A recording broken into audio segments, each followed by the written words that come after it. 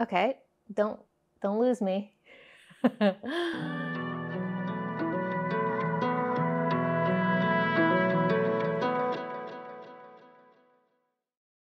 I would love to make a bowl of matcha tea with you. And I am not an expert on the Japanese tea ceremony, so lower your expectations. I've been drinking matcha for many years, so maybe if you're new, I can teach you a little something. We start with a bowl, and we're going to pour some hot water in the bowl to pre-warm it. And this is going to help hold on to the temperature of your tea. Next, we have a whisk, which is made out of bamboo, and the arms are very delicate, so we need to season the whisk by putting it in the warm water and just swishing it around a bit. You can tell that this is fairly new to me, this whisk particularly, because the arms are all curled inward, and the more that you use a whisk, the more it straightens out and lengthens, and you won't see so much of this curve in the top.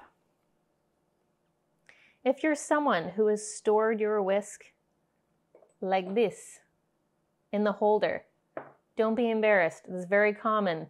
They don't always come with instructions, but you do store the whisk like this so that the water can drip off and it can dry properly, avoiding mold, and so that it keeps its shape. And then we are simply going to dump out the water and we will dry the bowl. And this is really the most wonderful part of matcha tea. It's meditative, causes you to slow down, and if you really engage with the practice, it's a nice way to take a little break from the busyness of your life and really enjoy all the gifts that it has to give. You're going to use 2 grams of matcha powder. If your kit came with a spoon, the spoon usually holds 2 grams.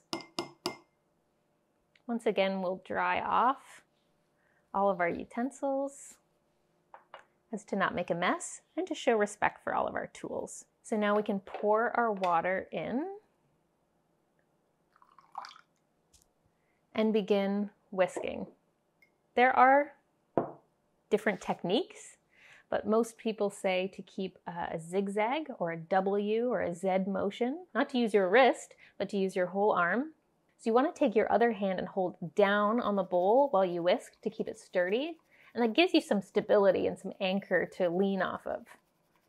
Wow, I'm getting a really, really nice froth with this. Maybe I just got lucky. Or maybe it's due to the high quality matcha powder that I have.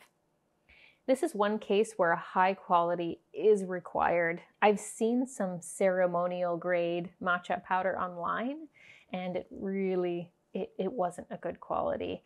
Normally, you are going to drink your matcha from a bowl in 3 sips. If you want to make it more luxurious, you can add a little bit of maple syrup or milk or something like that. The reason people love matcha tea is because you're consuming the whole leaf, which means you're getting the most nutrients. These plants are grown in the shade for about 3 weeks, and you're just picking the most delicate little baby leaves off the very top.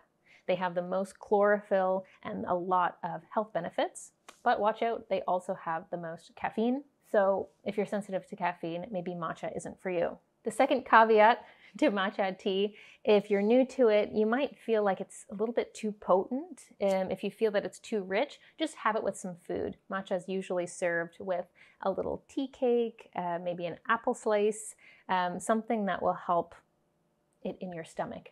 So, kanpai, enjoy. It's so good.